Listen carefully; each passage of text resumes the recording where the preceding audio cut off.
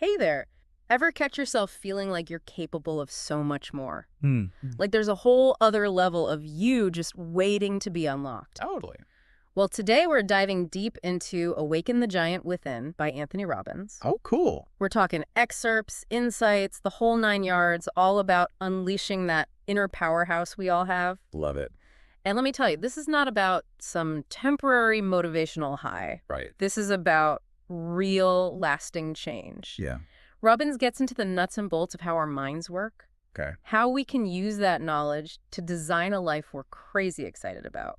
I like that. And he starts with a pretty bold statement. We are entirely in the driver's seat of our own lives. It's true. It's all about the choices we make day in and day out. That's the core of his message, isn't it? It's easy to feel trapped, like this is just how it is. But Robbins wants us to ask, what if I chose differently? Right. It's a subtle shift in language, but it can spark a huge mental change. Totally. Instead of, I have to go to work, what happens when you say, I choose to go to work because Ooh, interesting. suddenly you're in control, focused on the why behind your actions? Makes sense. But here's where it gets really cool. Robbins argues that most of us have, and I love this phrase, flabby decision-making muscles. Flabby decision-making muscles. I've never heard that. We're out of practice. We don't exercise that mental muscle enough. Interesting. He says the more decisions we make, even small ones, the stronger those mental muscles get. And that's where the real magic happens, right? Absolutely. It's not just about the big life-altering choices. Right. It's about choosing what to eat for breakfast, Mhm. how to respond to a text. Should I hit snooze or go for that run? Exactly. Those micro decisions, they add up to the bigger picture of our lives. Totally. It's about creating a system of choices that align with who you want to be, not who you've been conditioned to think you are. I like that. Now, you might be wondering what fuels these choices? Right. What drives us to make them in the first place? It's a good question. Well, Robbins says it all boils down to two powerful forces, What? pain and pleasure. Okay. This isn't some groundbreaking revelation, is it? We all know we're drawn to things that feel good. Yeah. And we avoid the things that feel bad. Right. But Robbins takes it a step further. He says it's the associations that we attach to pain and pleasure Interesting. that truly shape our behavior. So give me an example. How does that play out in real life? Let's say you want to eat healthier, Okay. but you associate healthy food with, like, deprivation, Yeah. blandness, essentially pain.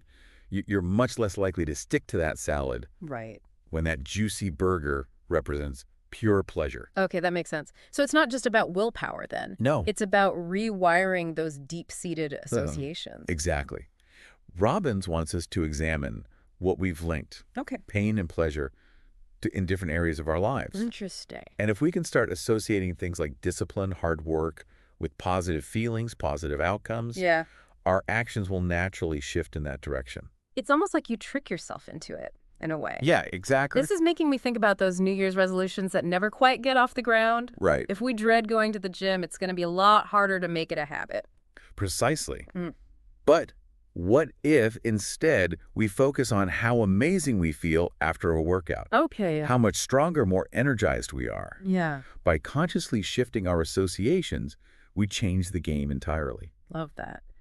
So we've got the power of decision, the driving forces of pain and pleasure, but how do we actually make this happen? How do we bridge that gap between where we are and where we want to be? Right. Robbins says the key lies in something we do every single day, often without even realizing it, asking questions. He even goes so far as to say, I'm quoting here, questions determine everything you do in life. It's a powerful concept, isn't it? It is. Think about it.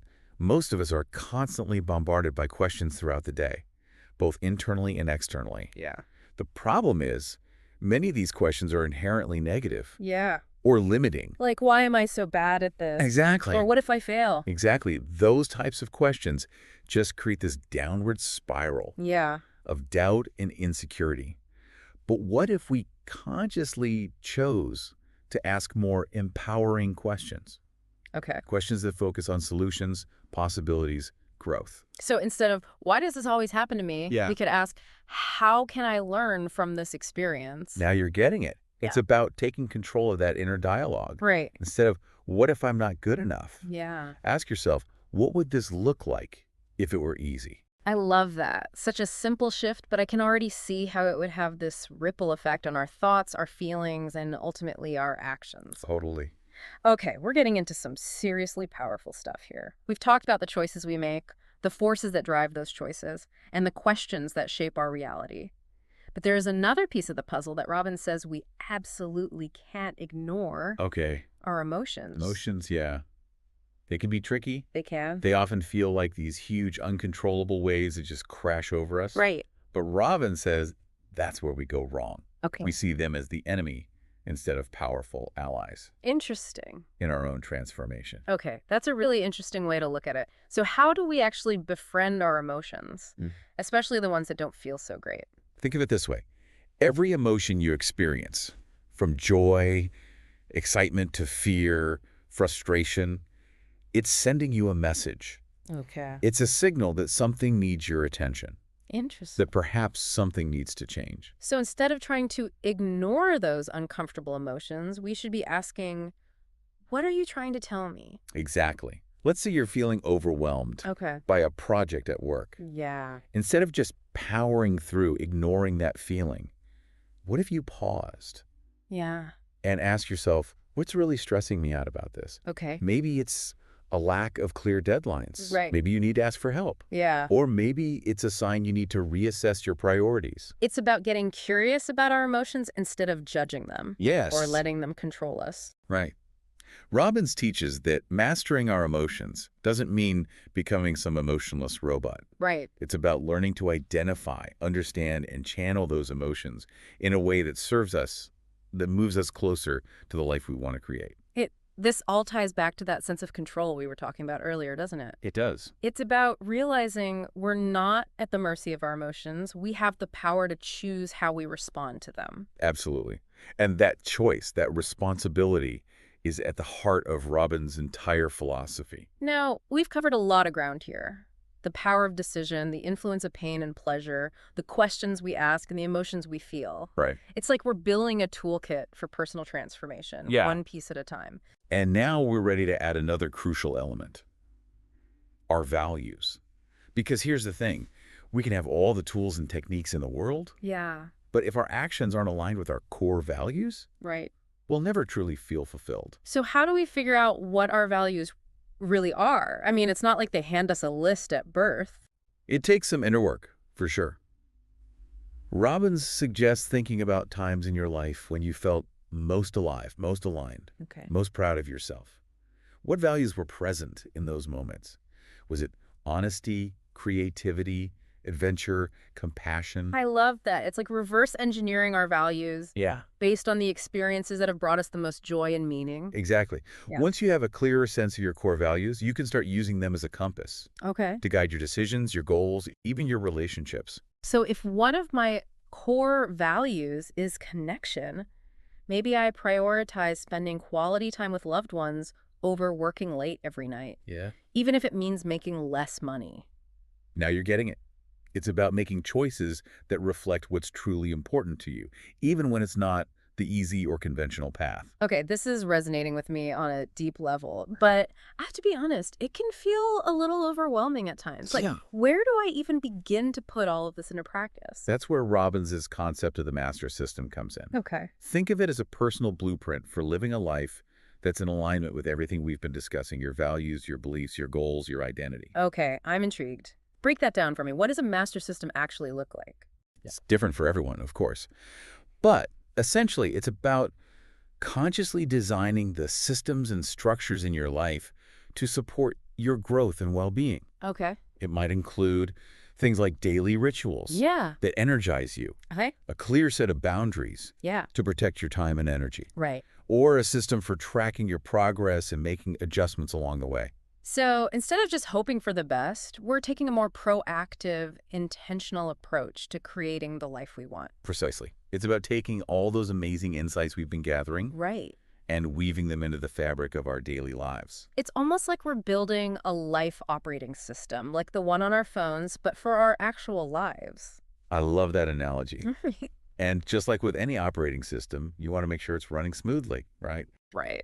Robbins talks a lot about the importance of constantly evaluating our master system, making tweaks, adjustments as needed. Because what works at one stage of our lives might not work at another. Absolutely. It's a continuous journey of self-discovery and refinement. This whole concept of a master system feels like a game changer.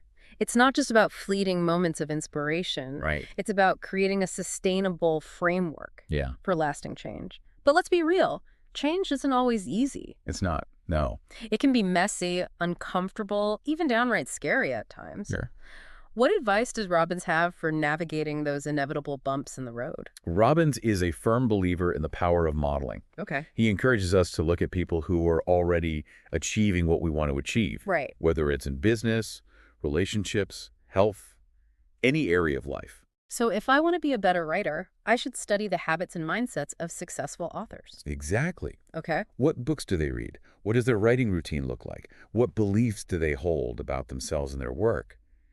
By identifying those patterns of success, we can start to integrate them into our own lives. It's like having a shortcut to success, but instead of cutting corners, we're learning from the best of the best. And Robbins takes it a step further. He emphasizes that it's not enough to just admire those successful people from afar. Right. We have to be willing to get uncomfortable, to step outside our comfort zones, and embrace what he calls CNI. CNI.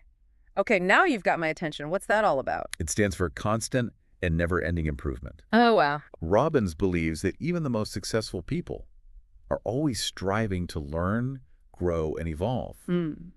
They're not afraid to make mistakes. They see them as opportunities for growth. It's like that famous quote, "The only way to do great work is to love the work you do." Right. But Robbins is saying, don't just love the work, love the process of getting better at the work. Now you're getting it. It's about cultivating a mindset of continuous learning and growth. Yeah. Even when it's challenging, even when we're doubting ourselves. This is reminding me of something we talked about earlier, the power of the questions we ask. Instead of asking, am I good enough yet? We could ask, what can I learn from this experience? Or how can I improve even just 1% today? Exactly. It's about shifting from a fixed mindset to a growth mindset, embracing challenges as opportunities for growth and expansion. So far, we've been really focused on personal development, on unlocking our own potential. But Robbins doesn't stop there, does he? He does not. He also talks about the importance of using our power to make a difference in the world. It's like he's saying, okay, you've got all this inner power now. What are you going to do with it? Right. It's not enough to just build ourselves up. Right. We have to reach out and contribute to something larger than ourselves. So how do we even begin to figure out what that something larger is for each of us? Well, Robbins uses this awesome phrase, magnificent obsession. Okay. It's about finding a cause, an issue, a problem in the world that lights you up. Okay. That makes you want to get out of bed each morning and say, I'm going to contribute to making this better. I love that. It's not about forcing ourselves to care about something we don't. Right. It's about tapping into that deep well of passion and purpose that already exists within us. Exactly. And it doesn't have to be this huge world-saving endeavor. Right. Maybe it's volunteering at a local animal shelter. Yeah. Mentoring a young person. Yeah. Or simply being more present and kind in our everyday interactions. It's about recognizing that even small acts of contribution can have a ripple effect. Yeah. Creating positive change that extends far beyond ourselves. Absolutely. And Robbins doesn't sugarcoat it. He acknowledges that life can be tough. Right. We're all going to face challenges, setbacks. It's true. That's where this whole idea of awakening the giant within really comes into play, right? Absolutely. It's not about avoiding the tough stuff. Right. It's about building the inner resilience to navigate those challenges with more grace and strength. He talks about the importance of developing emotional mastery. Okay. Not about becoming emotionless, but learning to understand, manage our emotions so they don't control us. So instead of getting swept away by a wave of anxiety or frustration, we learn to ride the wave. Yes. To use that energy to propel us forward. Exactly. Yeah. And Robbins provides some really practical tools for doing just that. Okay. He talks about the power of reframing negative thoughts, of asking ourselves empowering questions, Right. and of taking concrete action to shift our emotional state. It's like he's giving us this whole new vocabulary for dealing with life's inevitable ups and downs. And one of the most powerful words in that vocabulary is responsibility. Robbins is a huge proponent of taking radical responsibility Yeah. for our lives, our choices, for our responses to the things that happen to us. I can see how that would be empowering, but also a little daunting at the same time. Sure. It's easy to blame our circumstances or Yes. other people when things go wrong. But that blame game just keeps us stuck. Right. When we take responsibility, we empower ourselves to create change, to choose a different path, to write a new story for ourselves. And even when we stumble or fall, Robbins encourages us to embrace what he calls failing forward. Yes. What does that even mean? It's about recognizing that there are no failures, only results. Every experience, even the ones that don't go as planned, holds valuable lessons that can help us grow. So it's about shifting our perspective from I messed up to what can I learn from this? Exactly. And that's what's so inspiring about Robbins' work. He believes in the human spirit, in our capacity for growth and transformation, even in the face of adversity. He's not just giving us a bunch of motivational platitudes. He's providing a practical roadmap Right. for living a more fulfilling, meaningful life. And he reminds us that it's a journey, not a destination. Right. There's no finish line, no point at which we can say, okay, I'm done growing. It's a lifelong adventure of self-discovery and evolution. So as we wrap up our deep dive into Awaken the Giant Within, what are some key takeaways that our listeners can start implementing in their own lives, like right now?